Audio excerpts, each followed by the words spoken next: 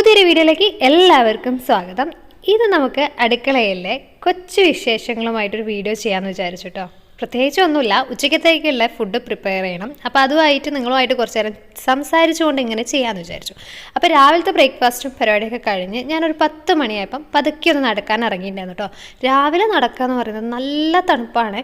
അപ്പോൾ എനിക്ക് അങ്ങോട്ട് നടക്കാൻ തോന്നില്ല. പിന്നെ രാവിലെ നമ്മൾ ആ തിരക്കുള്ള പണികളൊക്കെ കഴിഞ്ഞ് വരുമ്പോഴത്തേക്കും 10 മണിയൊക്കെ ആവും. അപ്പം ഞാനും മോളും കൂടെ ഒരു നടത്തമൊക്കെ കഴിഞ്ഞ് വന്ന് 10:30 ആയിട്ടുണ്ട് കേട്ടോ. അത്ര നേരം നടക്കുള്ളൂ, ഒരുപാട് സമയമൊന്നും നടക്കില്ല കേട്ടോ. കുറച്ചുകൂടെ കഴിഞ്ഞിട്ട് 5-ാം മാസം സ്കാനിങ് ഒക്കെ കഴിഞ്ഞ് നോക്കിയിട്ട് ഡോക്ടറോട് ചോദിച്ചിട്ട് നമുക്ക് നടക്കുന്നതിൻ്റെ ടൈം കുറച്ചും കൂടെ കൂട്ടുകയൊക്കെ ചെയ്യാമല്ലോ. അപ്പോൾ ഞാൻ ഏട്ടനോട് ഇന്നലെ പറഞ്ഞിട്ടുണ്ടായിരുന്നു എനിക്കൊരു ഹോർലിക്സ് കുടിക്കാനൊരു പൂതിയുണ്ട്. ഇതുവരെ എനിക്കത് ആദ്യം ഇഷ്ടമില്ലാത്ത സാധനമാണ്, പക്ഷേ എന്തൊരു പൂതി തോന്നിയപ്പോൾ ഞാൻ പറഞ്ഞു. അപ്പോൾ ഏട്ടനോട് ഞാൻ പറഞ്ഞു കുപ്പി വാങ്ങണ്ട, പാക്കറ്റില്ലേ അത് വാങ്ങിയാൽ മതി, ചിലപ്പോൾ ഞാൻ കഴിച്ചില്ലെങ്കിലോ വോമിറ്റ് ചെയ്യാലോ എന്നൊക്കെ പറഞ്ഞിട്ട് അങ്ങനെ ഏട്ടൻ പാക്കറ്റ് കൊണ്ട് തന്നിട്ടുണ്ടായിരുന്നു. അപ്പോൾ ഞാൻ വിചാരിച്ചു വന്ന ഉടനെ ചൂടോടുകൂടി ഹോർലിക്സ് ഉണ്ടാക്കി കഴിക്കാമെന്ന് വിചാരിച്ചു. മോക്കില്ലേ ഈ ഹോർലിക്സ് ബൂസ്റ്റ് എന്നൊക്കെ പറഞ്ഞാൽ ഭയങ്കര ഇഷ്ടമാണ് കേട്ടോ. കടകളിൽ പോയിട്ടുണ്ട് അവൾ പറയുമ്പോൾ ചെറിയ ബോട്ടിൽ മതി എനിക്ക് അമ്മ, അല്ലെങ്കിൽ ഇങ്ങനെ മതി, അങ്ങനെ മതി. അപ്പോൾ ഏട്ടൻ പറയും നീ വേണമെങ്കിൽ ഫ്രൂട്ട്സ് വാങ്ങിക്കോ, അല്ലെങ്കിൽ ടോയ്സ് വാങ്ങിക്കോ, അല്ലെങ്കിൽ നട്ട്സ്, അങ്ങനെ എന്തെങ്കിലും നിനക്ക് വേണമെന്ന് ചോദിക്കുക. അപ്പോൾ അവൾ പറയാം അല്ല എനിക്ക് ഹോർലിക്സ് മതി. അപ്പോൾ ഞങ്ങൾ 2 പേരും വാങ്ങിക്കൊടുക്കാറില്ല കേട്ടോ. എനിക്ക് അത്രയ്ക്ക് നല്ലതായിട്ട് തോന്നിയില്ല. അങ്ങനത്തെ ഒരു പൊടിയും കലക്കി അവൾക്ക് കൊടുത്തിട്ടില്ല. അവൾ നമ്മൾ വാഴക്കപ്പൊടി അങ്ങനെയുള്ള ഓരോ കാര്യങ്ങൾ കഴിച്ചിട്ട് തന്നെയാണ്, മുത്താറിപ്പൊടി അതൊക്കെ നമ്മൾ വീട്ടിൽ തന്നെ ഉണ്ടാക്കുന്നത്, വാങ്ങുന്നതും അല്ല കേട്ടോ കൊടുത്തിട്ടുണ്ടായിരുന്നത്. അതുകൊണ്ട് ഇങ്ങനത്തെയുള്ള വക സാധനങ്ങൾക്കൊക്കെ ഭയങ്കര കൊതിയാണ് ആൾക്ക്. ഇടയ്ക്ക് വല്ലപ്പോഴും ഇങ്ങനെ എന്തെങ്കിലും ഫംഗ്ഷൻസിനൊക്കെ പോകുമ്പോൾ കിട്ടിയാൽ അവൾ കുടിക്കും, അതല്ലാതെ ഞങ്ങൾ വീട്ടിൽ അങ്ങനെ ഉണ്ടാക്കാറില്ല. ചൂടാറ്റിയ ഹോർലിക്സ് 2 കപ്പിലാക്കി എടുത്തു കേട്ടോ. കഴിക്കാൻ വേണ്ടിയിട്ട് റോബസ്റ്റ് പഴം ഉണ്ടായിരുന്നു, അത് 2 ഞാനെടുത്ത് അവളെടുത്ത് പോയിരുന്നു. അവൾ TV കാണുന്നുണ്ട്. അപ്പോൾ ഞാൻ അവിടെ ഇരുന്ന് കുറച്ച് നേരം ഇങ്ങനെ ഇരുന്ന് വർത്താനൊക്കെ പറഞ്ഞ് കഴിക്കാമല്ലോ എന്ന് വിചാരിച്ചു കേട്ടോ. പിന്നില്ലേ എനിക്ക് കമൻറ്റ് വന്നിട്ടുണ്ടായിരുന്നു, ചേച്ചി ഇരിക്കുന്നതിൻ്റെ ബേക്കിൽ പില്ലോ വെക്ക്, അതുപോലെ സോഫ്റ്റ് ആയത് എന്തെങ്കിലും വെച്ചിട്ട് അതിൻ്റെ മുകളിൽ ഇരിക്കാൻ പറഞ്ഞിട്ടുണ്ടായിരുന്നു കേട്ടോ. അങ്ങനെ ഇരിക്കുമ്പോഴാണ് നമുക്കതിൻ്റെ കംഫർട്ട് മനസ്സിലാവും. അവർ പറയുമ്പോൾ നമ്മളേക്കോ അതെന്തിനെന്ന് വിചാരിക്കും, പക്ഷേ ഒന്ന് ഇരുന്ന് നോക്കുമ്പോഴാണ് നമ്മൾ ബോഡിക്ക് ഫുള്ളായിട്ടൊരു സപ്പോർട്ട് അവിടെ ഫീൽ ചെയ്യുന്നുണ്ടായിരുന്നു കേട്ടോ. അപ്പോൾ അങ്ങനെയുള്ള കമൻറ്റ്സിന് നന്ദിയുണ്ട് കേട്ടോ. നമുക്ക് അറിയാത്ത കാര്യങ്ങൾ പറഞ്ഞു തരുമ്പോൾ ഇല്ലേ അത് നമ്മളത് ചെയ്ത് നോക്കുമ്പോൾ ഭയങ്കരമായിട്ട് ഉപകാരമായി തോന്നുന്നുണ്ടോ. പിന്നെ ഇപ്പം നേരമായിട്ട് എനിക്കില്ലേ നല്ല കാലുവേദന, 2 കാലും വൈകുന്നേരം ആകുമ്പോഴത്തേക്കും വേദന തുടങ്ങും. രാത്രി ഉറങ്ങാൻ പറ്റാത്ത വേദന, അല്ലെങ്കിൽ നമുക്ക് രാത്രി ഉറങ്ങാൻ കഴിയില്ലല്ലോ, ഇടയ്ക്കിടയ്ക്ക് യൂറിൻ പാസ് ചെയ്യാനുണ്ടാവും. അപ്പോൾ അതിൻ്റെ കൂടെ എണീക്കുമ്പോൾ മസിലും കൂടെ കയറുന്നുണ്ട് കേട്ടോ. ഫസ്റ്റത്തേൽ എനിക്ക് മസിൽ ഇങ്ങനെ കയറും, എന്നാലും ഇത്രയ്ക്കൊന്നും കാലിനൊരു ബുദ്ധിമുട്ടുണ്ടായിരുന്നില്ല. അന്ന് വർക്ക് ചെയ്യുന്ന സമയം കൂടി ആയിട്ട് ബുദ്ധിമുട്ടുണ്ടായിരുന്നില്ല. ഇപ്പം കാല് നീരുണ്ട്, നല്ല പെയിന്. അപ്പോൾ ഞാൻ ചെറിയ കുഴമ്പൊക്കെ ഇട്ട് ഒന്ന് ചെറിയ ചൂടുവെള്ളമൊക്കെ പിടിച്ചു നോക്കും, എന്നാലും കുറവില്ല. ഡോക്ടർ കണ്ടിട്ട് ഡോക്ടർ പറഞ്ഞാൽ അത് ഉണ്ടാവിടാ, ഓരോരുത്തർക്കും ഓരോ രീതിയല്ലായിരുന്നു. ഫസ്റ്റ് പ്രഗ്നൻസിയിൽ ഇല്ലാത്തത് കൊണ്ടായിരിക്കും എനിക്ക് ഈ ഒരു പ്രഗ്നൻസി കണ്ടപ്പം ഒരു പേടി തോന്നിയത്. അങ്ങനെ ഞാൻ കുറച്ച് നേരം അവിടെ ഇരുന്ന് വേഗം നീറ്റ് കിട്ടോ, കാരണം ചോറൊക്കെ വെക്കാനുണ്ട്. ഏകദേശം അപ്പോഴത്തെ ഒരു 11:15 ആയിട്ടോ. അപ്പോൾ നമുക്കിനി നേരെ ചോറിനുള്ള വെള്ളം വെക്കാം. ഇപ്പോൾ റൈസ് കുക്കർ ഉള്ളതുകൊണ്ട് ഞാൻ പുറത്തടുപ്പിൽ ചോറ് വെക്കാറില്ല കേട്ടോ, ഗ്യാസുമ്പോൾ തന്നെയാണ് വെക്കൽ. പിന്നെ റേഷനരിയും കൂടി ആകുമ്പോൾ പെട്ടെന്ന് വേവുമല്ലോ. നല്ലരി ആണെങ്കിൽ കുറച്ച് നേരം പിടിക്കും, അല്ലെങ്കിൽ റേഷനരി ആണെങ്കിൽ ഒരു തളവലിച്ച് റൈസ് കുക്കറിലേക്ക് എടുത്ത് വെച്ച് 15 മിനിറ്റ് കൊണ്ട് തന്നെ ആവുകയും ചെയ്യും കേട്ടോ. അപ്പോൾ ഞാൻ ഇന്നലെ മത്തി വാങ്ങിയിട്ടുണ്ടായിരുന്നു, കുഞ്ഞ മത്തിയാണ്. അപ്പോൾ അത് നന്നാക്കി ഇന്നലെ ഫ്രിഡ്ജിൽ വെച്ചിട്ടുണ്ടായിരുന്നു. അപ്പോൾ അതിൻ്റെ ഐസൊന്ന് വിടാൻ വേണ്ടി വെള്ളം ഒഴിച്ച് അവിടെ വെച്ചിട്ടുണ്ട് കേട്ടോ. ഇനി നമുക്ക് കറിയിലേക്ക് ലാത്തിച്ചേമ്പിൻ്റെ താളില്ലേ അത് പറിച്ചുകൊണ്ട് വന്നിട്ട് കറി വെക്കാം കേട്ടോ. അപ്പോൾ ഞാനത് പോയി പറിച്ചുകൊണ്ട് വന്നു. ഒരു തണ്ടേ ഞാൻ എടുത്തിട്ടുള്ളൂ കേട്ടോ. എന്താ വെച്ചാൽ അത് തന്നെ ധാരാളമാണ്, അതിൻ്റെ പകുതി മതി ശരിക്കും. അപ്പം പിന്നെ അതായത് ഉള്ളിലെ ഇലയുള്ള തണ്ടാണ് ഞാൻ എടുത്തിട്ടുള്ളത്. ഇല ഞാൻ കളയും കേട്ടോ, കാരണം വെച്ചാൽ ഇലയിൽ എനിക്കെന്തോ മാതിരി ഒരു മടുപ്പ് തോന്നും. അപ്പോൾ എന്തായാലും നമ്മളെ വെച്ചിട്ടുള്ള വെള്ളം തിളച്ചിട്ടുണ്ടായിരുന്നു. അപ്പോൾ പിന്നെ വേഗം അരി ഇട്ടതിന് ശേഷം താള അരിയാന്ന് വിചാരിച്ചു കേട്ടോ. അരി ആദ്യം കുറച്ച് ചൂടുവെള്ളത്തിൽ കഴുകും, റേഷനരി ആയതുകൊണ്ട് ഒരു ഒട്ടൽ കൂടുതൽ, അപ്പോൾ ചൂടുവെള്ളത്തിൽ ആദ്യം കഴുകും, അതിന് ശേഷമാണ് പിന്നെ പച്ചവെള്ളത്തിൽ കഴുകിയിട്ട് അരി ഇടാറ്. ഞാൻ കൂടുതലും റേഷനരി തന്നെ ആട്ടോ വെക്കൽ. റേഷനരി തീർന്നാൽ മാത്രമേ കുറുവ വെക്കാറുള്ളൂ. എന്താ വെച്ചാൽ കുറുവ അരിയിലെ ചോറ് കഴിക്കുമ്പോൾ എനിക്ക് തൊണ്ടയ്ക്ക് എന്തോ ഇങ്ങനെ പിടിച്ചു വെക്കുന്ന മാതിരി തോന്നും, ഇറങ്ങാത്തൊക്കെ പോലെ തോന്നും. റേഷനരി പിന്നെ സ്മൂത്ത് ആയ പോലെ എല്ലാ കറിക്കും നല്ല ടേസ്റ്റ് ആയിട്ട് തോന്നും റേഷനരീൻ്റെ കൂടെ കൂട്ടുമ്പോൾ. അപ്പോൾ ഞാൻ കൂടുതൽ റേഷനരി ആണ് കേട്ടോ. എൻ്റെ വീട്ടിലും ആദ്യം മുതലേ റേഷനരി ആയിരിക്കും, അതെനിക്കൊരു ശീലമായതുകൊണ്ടായിരിക്കും കുറുവാരിക്ക് തിന്നുമ്പോൾ ഒരു ബുദ്ധിമുട്ട് തോന്നുന്നുണ്ട്. വല്ലപ്പോഴും വെക്കുമെന്നേ ഉള്ളൂ കേട്ടോ. അപ്പോൾ ഞാൻ അരി ഇട്ടതിന് ശേഷം നമ്മളെ ചേമ്പുന്നതിൻ്റെ ഇതുപോലെ ചെറിയ പീസുകളായിട്ട് ഇങ്ങനെ മുറിച്ചെടുക്കുന്നുണ്ട് കേട്ടോ. മുറിച്ചെടുത്തതിന് ശേഷം നമുക്ക് തോലിങ്ങനെ ഉരിഞ്ഞെടുത്താൽ മതില്ല, പച്ച തോല് കളഞ്ഞു കഴിഞ്ഞാൽ ഈസിയാണ്. ഇങ്ങനെ ആക്കി എടുക്കുമ്പോൾ നമുക്ക് അരിയാനും ഈസിയാണ്, തോല് പോക്കാനും ഈസിയാണ് കേട്ടോ.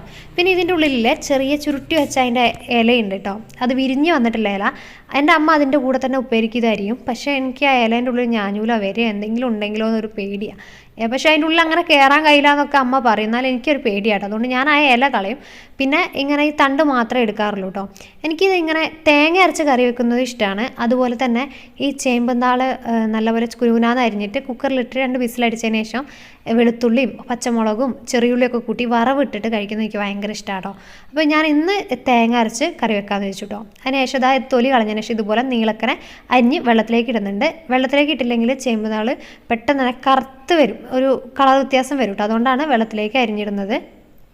ലാതി ചേമ്പിൻ്റെ തണ്ടേ ചൊറിയില്ലല്ലോ, നമ്മളെ ചെറിയ ചേമ്പിൻ്റെ തണ്ട് പോലെയും വെളീൻ്റെ തണ്ട് പോലെയൊന്നും വെള്ളം കൂട്ടി അരിഞ്ഞാലൊന്നും ചൊറിയില്ല. അതുകൊണ്ടാണ് ധൈര്യത്തിൽ അരിയുന്നത് കേട്ടോ. അത് അരിഞ്ഞ് വന്നപ്പോഴത്തേക്കും അരി തിളച്ചിട്ടുണ്ടായിരുന്നു. ഇനി നമുക്കിതിനെ റൈസ് കുക്കറിലേക്ക് അങ്ങ് ഇറക്കി വെക്കാം. അടുക്കളയിൽ ഇങ്ങനെ ഒറ്റയ്ക്ക് ഇരുന്ന് പണിയെടുക്കുന്നതിനെക്കാട്ടിലും നല്ലത് എന്താ പറയുക, നമ്മളെ കൂടെ നമ്മളെ വൈബിന് പറ്റിയ ഒരാളും കൂടെ അടുക്കളയിൽ ഉണ്ടെങ്കിൽ സംസാരിച്ചിരിക്കുമ്പോൾ നമുക്ക് പെട്ടെന്ന് പണികളൊക്കെ തീരുന്ന പോലെ തോന്നൂലേ. കുറച്ച് മണ്ടത്തരങ്ങളും നമ്മൾ എന്തെങ്കിലും പറഞ്ഞിങ്ങനെ കുറേ ചിരിക്കുകയൊക്കെ ചെയ്യണം. നമ്മളെ ഭാവിയിലെ കാര്യങ്ങളോ കഴിഞ്ഞു പോയ വിഷമങ്ങളോ കാര്യങ്ങളോ ഒന്നും പറഞ്ഞ് നമ്മൾ ഓർമ്മിപ്പിക്കാതെ ഇങ്ങനെ എന്തെങ്കിലും പൊട്ടത്തരങ്ങളൊക്കെ ഇങ്ങനെ പറഞ്ഞുകൊണ്ടിരിക്കുന്ന ആളായിരിക്കണം. എനിക്ക് ഭയങ്കര ഇഷ്ടമാണ്. അങ്ങനെ എൻ്റെ ഒരു ഫ്രണ്ട് ഉണ്ട് അങ്ങനെ വരാൻ. എനിക്ക് അങ്ങനെ വന്നിട്ടുണ്ടെങ്കിൽ ഞങ്ങളങ്ങനെ സംസാരിച്ച് പണിയെടുത്തുകൊണ്ടിരിക്കും. അപ്പോൾ ഞാൻ ഒരു ചട്ടി അടുപ്പത്ത് വെച്ചിട്ടുണ്ട് കേട്ടോ. കറി വെക്കാൻ പാകത്തിനുള്ള അതിലേക്ക് ഈ ഒരു കപ്പിന് വെള്ളം കൂടെ ഒഴിച്ച് കൊടുക്കുന്നുണ്ട്.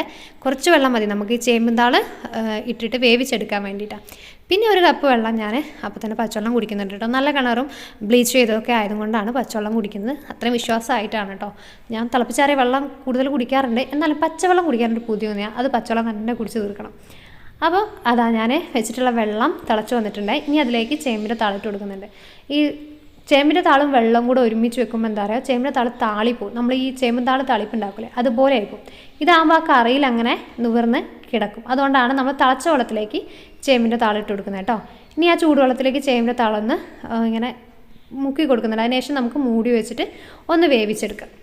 ചേമ്പന്താൾ വേകുമ്പോഴത്തേക്ക് നമുക്ക് അതിലേക്കുള്ള അരപ്പ് റെഡിയാക്കാം കേട്ടോ. അപ്പോൾ ഞാൻ തേങ്ങ നോക്കിയപ്പോൾ പൊളിച്ചു വെച്ച തേങ്ങയൊക്കെ തീർന്നിട്ടുണ്ടായിരുന്നു. പിന്നെ ഒരു തേങ്ങ അടുത്ത വീട്ടിലെ ചേച്ചീൻ്റെ അടുത്ത് പോയി അവിടുന്ന് പൊളിപ്പിച്ചു കൊണ്ടതാണ് കേട്ടോ. പാറയിൽ വെച്ചിട്ട് അങ്ങനെ പൊളിക്കാൻ എനിക്കൊരു പേടി. ഏട്ടൻ്റെ ലീവുള്ളപ്പോൾ ഒരു 6 എണ്ണം ഒരുമിച്ച് പൊളിച്ചു വെക്കലാണ്. അപ്പോൾ അത് തീർന്നു പോയി ഞാനായിട്ട് ശ്രദ്ധിച്ചില്ല. അതിന് ശേഷം ഞാൻ അതിൻ്റെ അരമുറിയാണ്, ചെറിയ തേങ്ങയാണ്, അതിൻ്റെ അരമുറിയാണ് കറിയിലേക്ക് എടുക്കുന്നത്. കറിയിലേക്കുള്ള തേങ്ങ ചിരകി കഴിഞ്ഞ് അപ്പം തന്നെ ഞാൻ വേഗം ചിരവി അങ്ങ് കഴുകി വെക്കും കേട്ടോ. എന്നിട്ട് ഇങ്ങനെ കുത്തിച്ചാരി വെച്ചാൽ ആ വെള്ളം അങ്ങ് വലിഞ്ഞു പോയിക്കോളും. അല്ലെങ്കിൽ എന്താ വെച്ചാൽ അതിൻ്റെ മുകളിൽ ഉറുമ്പും കൊത്തളങ്ങയൊക്കെ വന്നിരിക്കും. ഇനി നമുക്ക് ഈ അരപ്പിലേക്ക് വേണ്ടുള്ള ചെറിയുള്ളിയും അതുപോലെ ഞാൻ വറവിടാനുള്ള ചെറിയുള്ളിയും കൂടെ ഇതിൻ്റെ ഇടയിൽ എടുക്കുന്നുണ്ട് കേട്ടോ. വലുത് നോക്കിയാൽ തിരഞ്ഞെടുക്കുന്നത്, കാരണം വലുതാകുമ്പോൾ പെട്ടെന്ന് അരിഞ്ഞ് ചെയ്യുകയും ചെയ്യും, നന്നാക്കി കഴിയുകയും ചെയ്യും. പിന്നെ ഒരു അല്ലി വെളുത്തുള്ളിയും കൂടി എടുത്തിട്ടുണ്ട് കേട്ടോ. ഇനി നമുക്കിത് നന്നാക്കി അരപ്പിലേക്ക് ഇട്ട് കൊടുക്കാം. ഇനി നമുക്കിതിലേക്കുള്ള അരപ്പ് അങ്ങ് അരച്ചെടുക്കാം. അതിനുവേണ്ടി ഞാനൊരു മിക്സിൻ്റെ ജാറിലേക്ക് അരച്ച് വെച്ചിട്ടുള്ള തേങ്ങയും ഒരു 3-4 ചെറിയുള്ളിയും ഒരു അല്ലി വെളുത്തുള്ളിയും നല്ല 2 പച്ചമുളകും, നല്ല എരിവുള്ള മുളക് കേട്ടോ, അതുകൊണ്ട് 2 ഇട്ടിട്ടുള്ളൂ. പിന്നെ ആവശ്യത്തിനുള്ള മഞ്ഞൾപ്പൊടി ഇട്ട് കൊടുക്കുന്നുണ്ട്. കുറച്ച് ചെറിയ ജീരകം കൂടി ഇട്ട് കൊടുക്കുന്നുണ്ട് കേട്ടോ. അധികം ചെറിയ ജീരകത്തിൻ്റെ ടേസ്റ്റ് ഇവിടെ ആർക്കും ഇഷ്ടമില്ല, അതുകൊണ്ട് ഞാൻ കുറച്ച് മാത്രമേ ഇട്ട് കൊടുത്തിട്ടുള്ളൂ കേട്ടോ. പിന്നെ ഇതിലേക്ക് നമുക്ക് അരയ്ക്കാൻ ആവശ്യമായിട്ടുള്ള വെള്ളം കൂടി ഒഴിച്ച് കൊടുത്ത് നല്ല ഫൈൻ പേസ്റ്റ് രൂപത്തിൽ അരച്ചെടുക്കണം.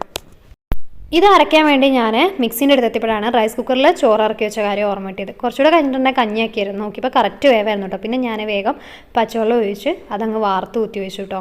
ചില സമയത്ത് ഞാനത് മറന്നു പോകും. ചിലപ്പോൾ ഞാൻ വേഗം ചോറ് ആക്കി വെച്ചാണല്ലോ പിന്നെയാണ് ആലോചിക്കുന്നത് റൈസ് കുക്കറിൽ ഇറക്കി വെച്ചത്. ചിലപ്പോൾ ഞാൻ ഫോണിൽ ടൈം സെറ്റ് ചെയ്ത് വെക്കും കേട്ടോ. അതിനുശേഷം അത് അരച്ചെടുത്തു. അപ്പോൾ രാവിലെ ഞാൻ കാച്ചി വെച്ചിട്ടുണ്ടായിരുന്നു. ചായ കുറച്ച് ബാലൻസ് ഉണ്ടായിരുന്നു, അപ്പോൾ അത് മധുരം ഇട്ടിട്ടില്ല, അങ്ങനെ തന്നെ തണുപ്പോട് കൂടി തന്നെ കഴിച്ചു കേട്ടോ.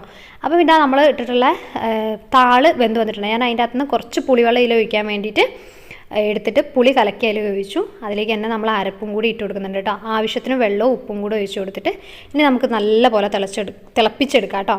ഈ പുളി ഒഴിച്ചാൽ എന്താ വെച്ചാൽ ചെറിയ എന്തെങ്കിലും ചൊറിച്ചിലൊക്കെ ഉണ്ടെങ്കിൽ കറിക്ക് ഉണ്ടാവില്ല എന്നാണ് പറയാം. ചെമ്പുന്താളല്ലേ, ചിലപ്പോൾ എങ്ങാനും ചൊറിഞ്ഞാലോ എന്ന് വെച്ചു. അതിനുശേഷം തിളച്ച് വന്നതിന് ശേഷം നല്ലപോലെ വറവിട്ട് അത് അവിടെ അങ്ങ് മൂടി വെച്ചു കേട്ടോ. അപ്പോൾ കറി നമുക്ക് ഇവിടെ റെഡിയായി. ഇനി നമുക്ക് എന്താ ചെയ്യേണ്ടതെന്ന് വെച്ചാൽ മീനും കൂടി ഒന്ന് വറക്കണം. മീൻ വറുത്ത് പിന്നെ ചെറുപയറും വാഴയ്ക്കയും കൂടി ഉപ്പേരി വെക്കാമെന്ന് വിചാരിച്ചു കേട്ടോ. അങ്ങനെ മീൻ മസാല മഞ്ഞൾപ്പൊടിയും മുളക് പൊടിയും ഇത്തിരി മല്ലിപ്പൊടിയും കൂടി ഉപ്പും കൂടെ ചേർത്തിട്ട് കുഴച്ചെടുത്തു.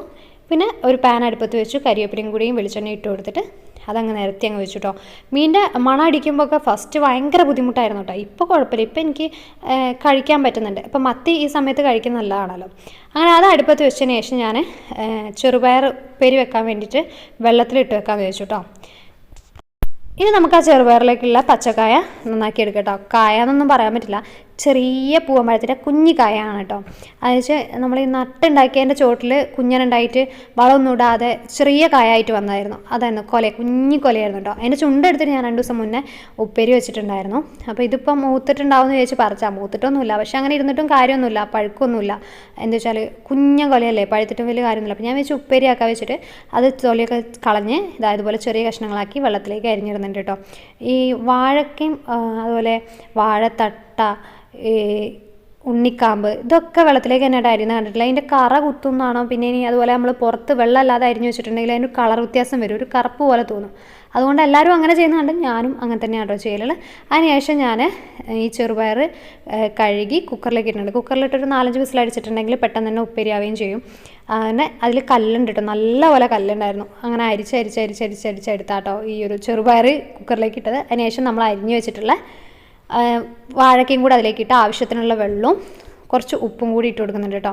എന്താ വെച്ചാൽ പുഴുക്കാണെങ്കിലും കുറച്ചൊന്ന് കുഴഞ്ഞിരിക്കണം, അങ്ങനെ ഭയങ്കര കട്ടിയായിട്ടിരിക്കുന്നത് എനിക്കിഷ്ടമല്ല, ഏട്ടനും ഇഷ്ടമല്ല. പിന്നെ അതിലേക്ക് പച്ചമുളകും ഉപ്പും കൂടി ഇട്ട് കൊടുത്ത് കുറച്ച് മഞ്ഞൾപ്പൊടിയും കൂടി ഇട്ട് കൊടുത്തിട്ട് നമുക്കൊന്ന് അടുപ്പത്തേക്ക് വെക്കാം കേട്ടോ.